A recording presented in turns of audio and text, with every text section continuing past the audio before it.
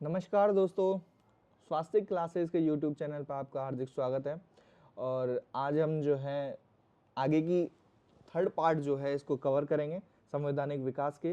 तो ये जो वीडियो है आपकी संवैधानिक विकास से रिलेटेड क्वेश्चन सीरीज की लास्ट वीडियो होने वाली है। तो अब आप इसको अच्छे से देखिए, ध्यान से देखिए, तो ये आपको ये चीज़ जो है बहुत अच्छे से क्लियर होंगी। तो ये आज का सेशन स्टार्ट करते हैं, ठीक है।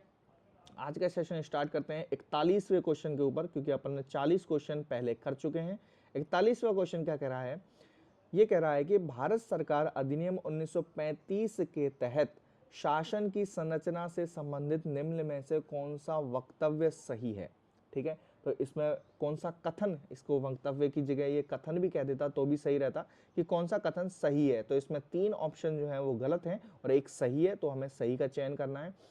तो देखते हैं, हम ऑप्शंस पढ़ते हैं। यह देश में एक संघीय ढांचे को प्रदान नहीं करता। सेकंड ऑप्शन है, यह संघीय विधानमंडल के लिए मंत्रियों की सामूहिक एवं व्यक्तिगत जिम्मेदारी का एक संदर्भ था। थर्ड ऑप्शन है, अपने विवेकाधीन कार्यों को छोड़कर उनके कार्यों के संपादन में सहायता एवं परामर्श हेतु गवर्नर जनरल का मंत्री परिषद की संख्या 10 से अधिक नहीं होना था। और फोर्थ ऑप्शन है, उच्च सदन को स्थायी सदन के रूप में सही माना गया, जो कि आवधिक विघटन के अधीन था। ठीक है, तो ये चीज जो है आप इनके ऑप्शंस को बार बार देखिए, उसके बाद अपने ऑप्शन को लगाइए। मैं यहाँ पे 1 मिनट का, कुछ सेकंड का पोज लेता हूँ, तो आप इसको पढ़िए और आप इसको देखिए, वीडियो को पोज कीजिए। ठीक है,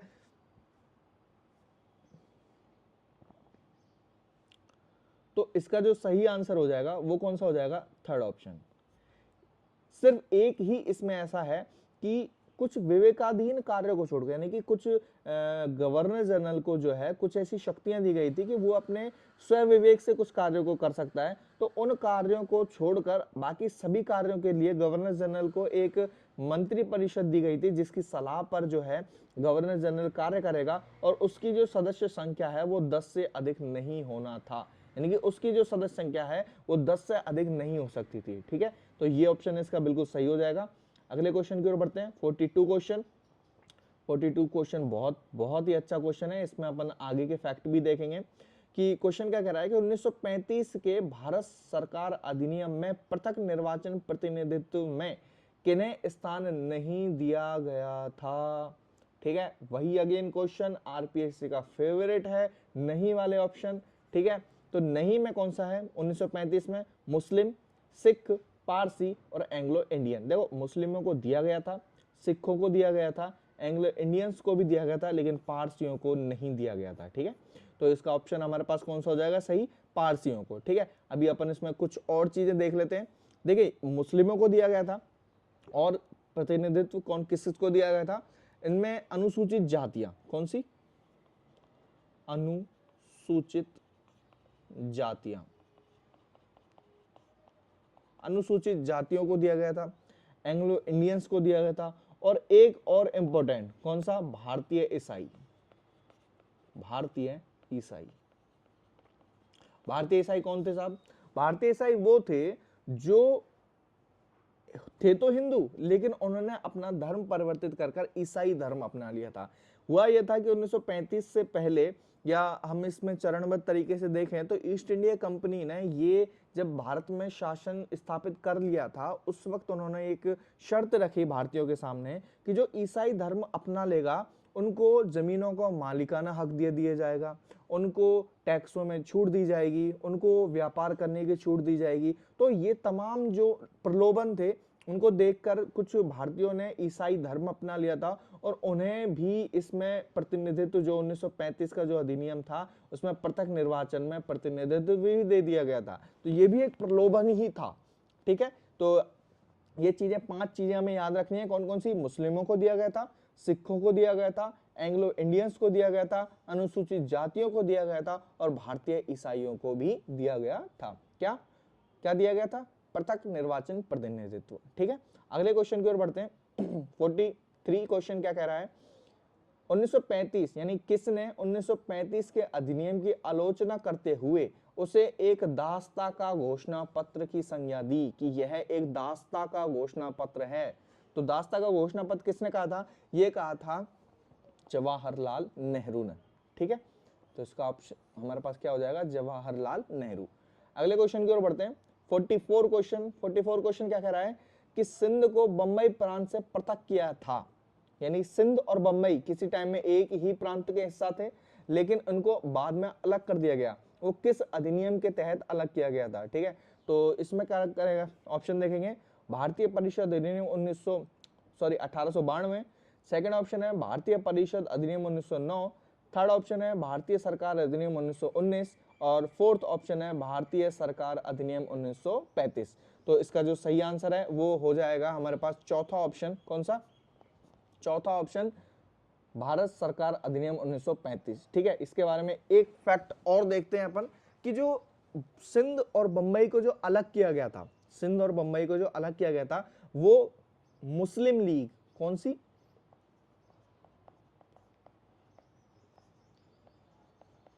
मुस्लिम लीग जो थी उसकी सिफारिशों पर किया गया था। मुस्लिम लीग ने सिफारिश की कि भैया सिंध और बंबई को अलग कर दीजिए, तो ब्रिटिशर्स ने क्या किया कि 1935 के अधिनियम में इन दोनों को भी अलग कर दिया। ठीक है, तो अगले क्वेश्चन की ओर बढ़ते हैं। अगला क्वेश्चन क्या कह रहा है, 45वां क्वेश्चन, 1935 के अधिनियम के अंतर्गत संवर्ती सूची में कितने विषय थे? देखिए यहां पर दी गई है संवर्ती सूची। कौन सी? संवर्ती सूची। तो संवर्ती सूची का ही बताना है।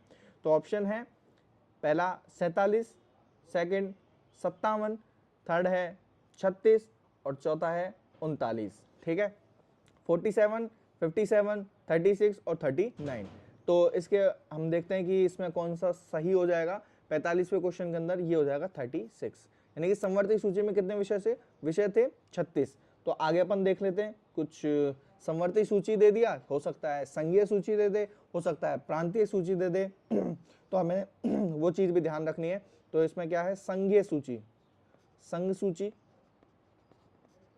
इसमें कितने विषय थे? इसमें थे 59। ठीक है, और कौन सी? प्रांतीय सूची,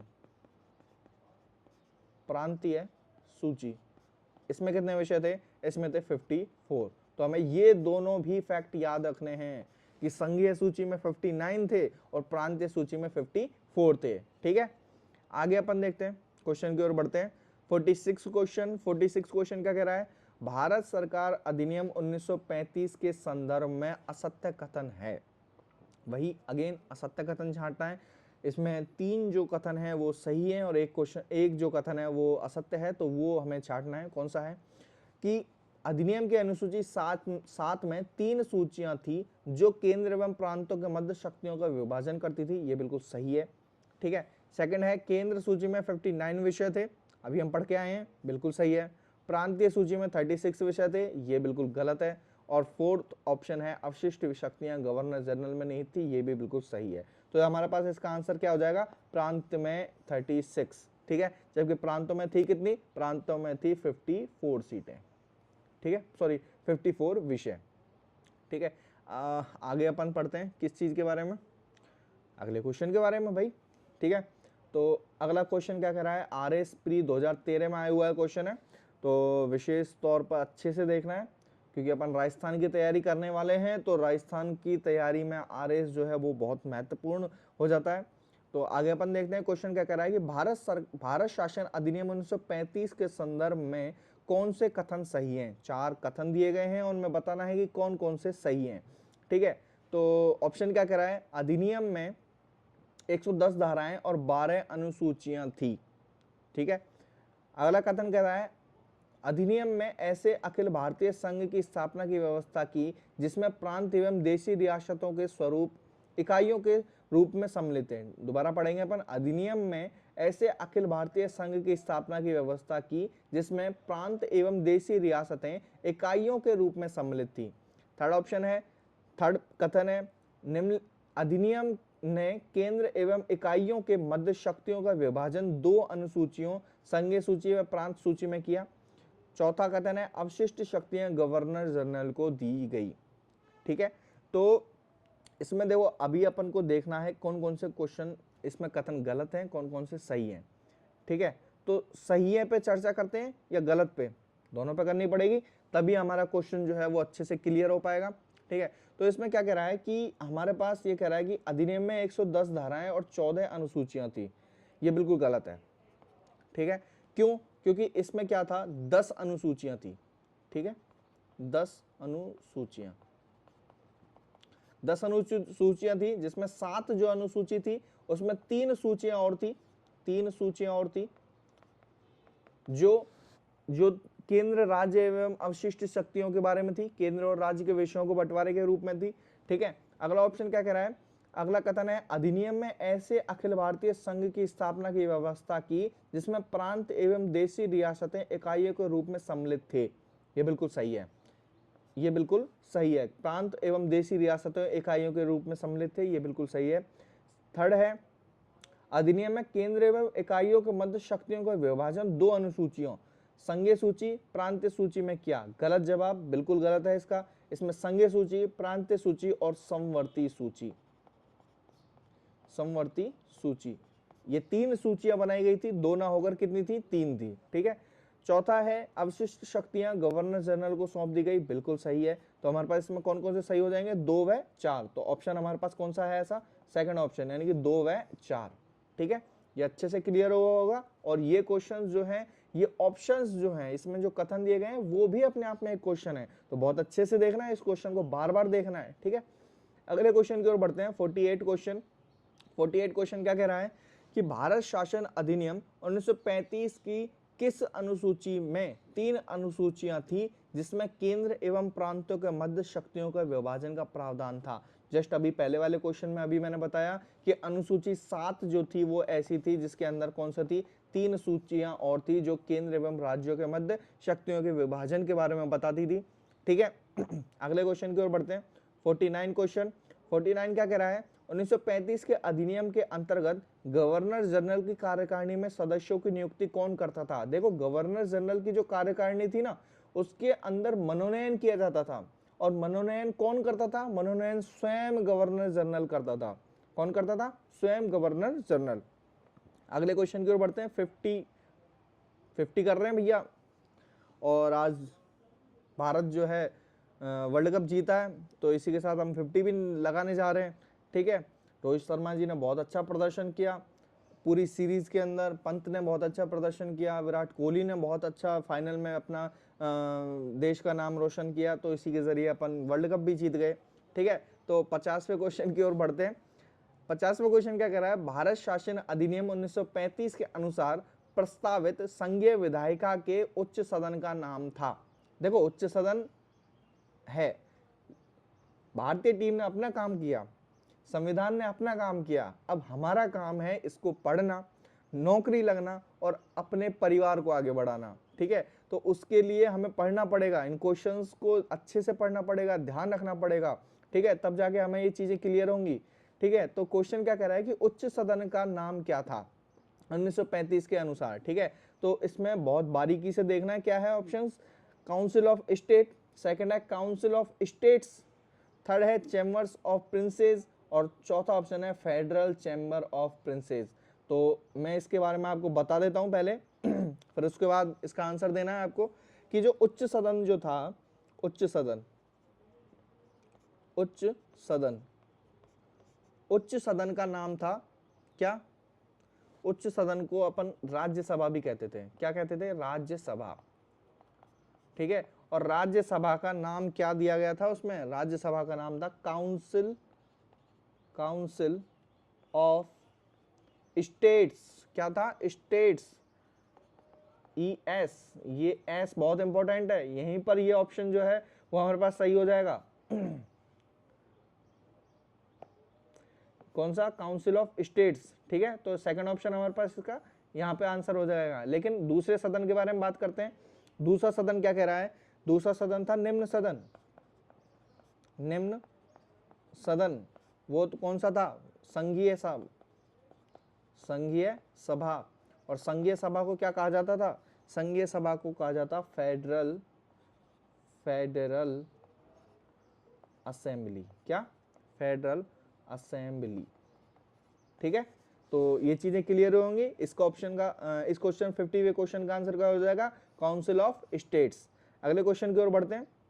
51 क्वेश्चन, 51 क्वेश्चन कह रहा है कि भारत शासन अधिनियम 1935 के प्रावधानों के अंतर्गत भारत की संघीय विधानमंडल में अजमेर मेरवाड़ा को आवंटित स्थान या सीटें कितनी थी। अजमेर और मेरवाड़ा, अजमेर मेरवाड़ा के अंदर कितनी सीटें दी गई थी।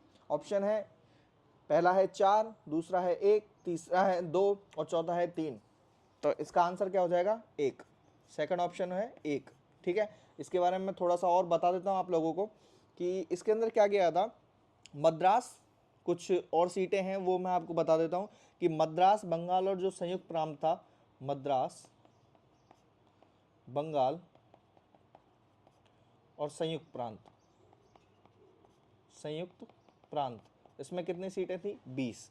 ठीक है, सेकंड है बम्बई, पंजाब और बिहार, और कौन सा है, बिहार, इनमें कितनी सीटें थी, 16। ठीक है, मध्य प्रांत, कौन सा, मध्य प्रांत, मध्य प्रांत, मध्य प्रांत को किस नाम जानते हैं आप, एमपी, इसमें कितनी सीटें थी, 8। ठीक है, अगला है असम, पश्चिमोत्तर, जो पश्चिमोत्तर सीमा प्रांत है हमारे पास, सीमा प्रांत, उड़ीसा और सिंध, इसमें प्रत्येक में, किसमें, प्रत्येक में कितनी सीटें थी, 5। ठीक है, और 4 चीफ कमिश्नरी क्षेत्र थे। कौन से, 4 चीफ कमिश्नरी, 4 चीफ कमिश्नरी, जिसमें एक एक सीटें थी। कौन कौन सी, British Baluchistan, British Baluchistan, second है दिल्ली, थर्ड कौन सा है, अजमेर मेरवाड़ा, अजमेर मेरवाड़ा, और चौथा कौन सा है, कुर्ग, कौन सा, कुर्ग। इन सभी में कितनी कितनी सीटें थी, 1। ठीक है, तो ये भी आपको फैक्ट जो है वो अच्छे से ध्यान रखने हैं, अच्छे से पढ़ने हैं। ठीक है, अगले अपन बढ़ते हैं। देखो आपको एक कुछ चीज़ें और बता देता हूं मैं कि जो राज्य परिषद थी, कौन सी, राज्य परिषद, ये एक्स्ट्रा फैक्ट हैं, ये आपको बहुत अच्छे से देखने हैं ताकि आने वाले क्वेश्चन जो हैं वो अच्छे से हो पाए। ठीक है, तो मैं आपको बता रहा हूं कि राज्य परिषद, या इसको अपन क्या नामते हैं, council of state, council of states, council of states. इसके अंदर कितनी सीटें थी, इसके अंदर थी 260। कितनी सीटें थी, 260। अब इनका जो बंटवारा था वो किस हिसाब से था कि जो 156 सीटें थी, सॉरी 156 जो सीटें थी वो कौन सी थी, ब्रिटिश भारत की, ब्रिटिश भारत। और 104 जो थी वो कौन सी थी, वो थी देसी रियासतों की, देसी रियासत। ठीक है, अब इसमें जो था 156 के अंदर ब्रिटिश भारत के जो अंदर थी, उनमें क्या था, उनके अंदर ये था कि जो 6 सीटें थी, 6 सीटें वो सदस्य किए जाते थे, सदस्य जो थे वो मनोनीत थे, मनोनीत थे। और क्या था, 10 को छोड़कर जो शेष जो थी, यानी कि 10 जो थी, 10 सीटें जो हैं, 10 सीटों को छोड़कर, 10 सीटों को छोड़कर शेष जनसंख्या के आधार पर थी, जनसंख्या के आधार पर वितरित की गई थी। ठीक है, तो ये चीजें आपकी बहुत अच्छे से क्लियर हुई होंगी। आगे अपन क्वेश्चन की ओर बढ़ते हैं।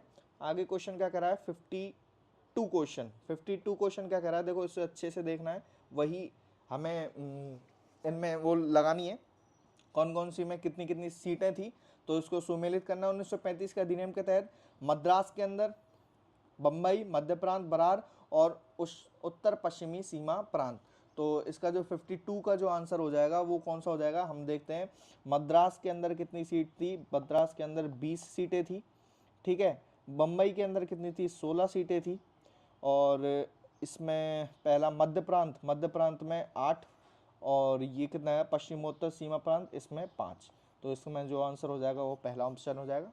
ठीक है, अगले क्वेश्चन की ओर बढ़ते हैं। अगला क्वेश्चन क्या कह रहा है? अगला क्वेश्चन है, भारतीय संविधान सभा ने संप्रभुत्व संस्था का दर्जा प्राप्त किया। कि भारतीय संविधान ने संप्रभु संस्था का दर्जा प्राप्त किया, ये किससे प्राप्त किया? ये क्वेश्चन क्या कहना चाह रहा है कि ये जो है वो किससे प्राप्त किया? ये प्राप्त किया था, ऑप्शन है कैबिनेट मिशन की योजना, सेकंड है ब्रिटिश महारानी की घोषणा से, थर्ड है भारतीय स्वतंत्रता अधिनियम 1947 से, और फोर्थ है गवर्नर जनरल के आदेश से। ठीक है, तो इसका हो जाएगा भारतीय स्वतंत्रता अधिनियम 1947 के आदेश से। ठीक है, अगला क्या है? 54 क्वेश्चन क्या कह रहा है कि भारत शासन अधिनियम 1935 के अंतर्गत निम्नांकित में से किस प्रांत में एक सदनीय विधायिका का प्रावधान था? तो इसमें देखो एक सदनीय कौन सी थी? इसमें थी पंजाब, बम्बई, असम और बंगाल। एक सदनीय में पंजाब थी। ठीक है, तो यहाँ पे मैं आपको थोड़ी सी चीजें और बता देता हूँ फटाफट से कि एक सदनीय कौन सी थी और द्विसदनीय कौन सी थी। यहाँ पे अपन लिखेंगे कौन सी? एक सदनीय, एक सदनीय। एक सदनीय में कौन कौन सी है? एक सदनीय में है असम, आसाम, मद्रास, बंगाल, बम्बई। ठीक है, विधायिका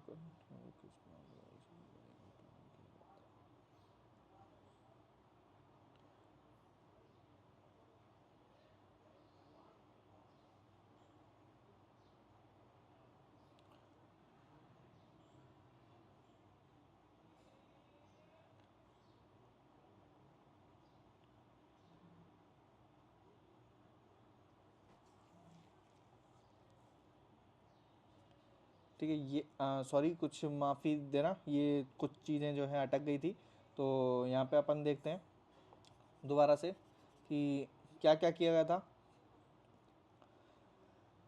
एक सदनीय और द्विसदनीय। ठीक है, तो इसमें पंजाब जो है वो इसका सही आंसर हो जाएगा।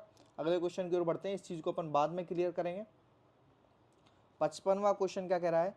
55वां क्वेश्चन कह रहा है कि 1935 के भारत सरकार अधिनियम द्वारा प्रस्तावित फेडरल यूनियन में राजसी प्रांतों को शामिल करने के पीछे अंग्रेजों की असली मंशा क्या थी? तो इनकी असली मंशा क्या थी ये हमें देखना है। पहला है राजसी प्रांतों पर और अधिक प्रत्यक्ष राजनीतिक और प्रशासनिक नियंत्रण करना। सेकंड है उपनिवेश के प्रशासन में राजाओं को सक्रिय रूप से शामिल करना। थर्ड है अंग्रेजों द्वारा समस्त राजसी प्रांतों के संपूर्ण राजनीतिक और प्रशासनिक अधिग्रहण को अंततः प्रभावी बनाना। और चौथा है राष्ट्रवादी नेताओं के साम्राज्यवाद विरोधी सिद्धांतों को व्यर्थ करने के लिए राजाओं का इस्तेमाल करना। तो इनका जो मोटिव जो था वो क्या था कि राष्ट्रवादी जो नेता हैं, जो आंदोलन करता हैं, जो आंदोलन कर रहे हैं और जो साम्राज्य के विरोध कर रहे हैं, उनके खिलाफ राजाओं का इस्तेमाल करना, यही उनका मेन मोटिव था। ठीक है, तो इसका चौथा ऑप्शन जो है वो सही हो जाएगा। अगले क्वेश्चन की ओर बढ़ते हैं। अगला क्वेश्चन क्या कह रहा है कि हमें सुमेलित करना है कौन सी रिपोर्ट या कौन सा सुधार जो है, कौन सी समिति जो है किस वर्ष में लागू की गई थी। तो इसमें अपन देखते हैं कि इसका आंसर क्या हो जाएगा। पहला जो है इसमें मॉन्टफोर्ड जो है वो कब की गई थी? 1919 में। ठीक है, और 1919 में। ठीक है, मोतीलाल नेहरू 1928 में। ठीक है, थर्ड है जेपीवी समिति जो है वो की गई थी 1948 में। और जो लास्ट है मॉडल मिंटो, ये 1919 में। तो इसका ऑप्शन है हमारे पास थर्ड। ये इसमें ये गलत लिखा हुआ है, थर्ड ऑप्शन जो है वो सही हो जाएगा। ठीक है, इसको अच्छे से देखना, बार बार रिपीट करना ताकि आपको ये चीज़ें हो जाए। अगला भी सुमेलित करने वाला है, वो भी अपन सुमेलित करेंगे कि इसमें क्या कह रहा है कि प्रांतीय द्वैध शासन, प्रांतों में द्वैध शासन 1919 में किया गया था। संघीय शासन व्यवस्था 1935 में की गई थी। सांप्रदायिक निर्वाचन 1909 में। ठीक है, और कंपनी के शासन की समाप्ति 1858 में। 1857 की क्रांति के फलस्वरूप क्या किया गया था? 1857 में सीधा ताज के पास पहुंच गया था, या ताज के अधीन ब्रिटिश शासन को लागू कर दिया गया था। और ये जो है कंपनी का शासन जो है 1858 में समाप्त कर दिया गया। ठीक है, इसी के साथ हमारी जो आज की क्लास है वो कंप्लीट होती है। ठीक है, तो मैं आपको इसके लिए एक क्वेश्चन दे रहा हूँ, आपको ये क्वेश्चन करके लाना है, कमेंट सेक्शन में ये क्वेश्चन देना है आंसर। तो क्वेश्चन है हमारे पास कि जो भारत शासन अधिनियम है, भारत शासन अधिनियम 1935 के प्रावधान के अंतर्गत प्रांत के मंत्रिमंडल, प्रांत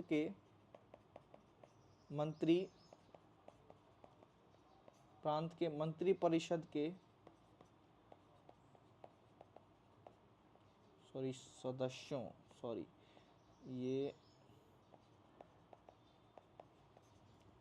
सदस्यों को, ऑप्शन है हमारे पास, पहला गवर्नर द्वारा चयनित किया जाता था।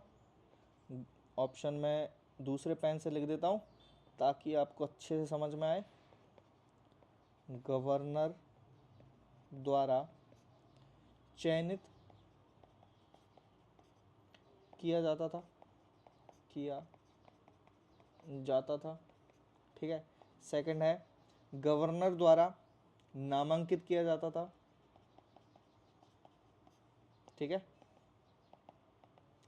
थर्ड है हमारे पास गवर्नर द्वारा पदांकित किया जाता था। ठीक है, और फोर्थ हमारे पास ऑप्शन है गवर्नर द्वारा नियुक्त किया जाता था या नियुक्त किया जाता था। तो इस क्वेश्चन का आपको आंसर देना है और ईमानदारी से ये क्वेश्चन पढ़ना है, ईमानदारी से इसका आंसर देना है। ठीक है, तो ये क्वेश्चन भी प्रीवियस ईयर में आया हुआ है, ऐसा नहीं है कि ये क्वेश्चन नहीं आया हुआ है, ये भी प्रीवियस ईयर में आया हुआ है। तो इसका आंसर आप कमेंट सेक्शन में दीजिए। इसी के साथ हमारी आज की जो सेशन है वो समाप्त होता है। आई होप आपको ये संवैधानिक विकास जो है बहुत अच्छे से क्लियर हुआ होगा। मैंने हर पॉसिबल क्वेश्चन, हर पॉसिबल एग्जाम में आए हुए क्वेश्चन आपको कवर अप करवाए हैं। तो इसी के साथ ये सेशन समाप्त होता है। धन्यवाद।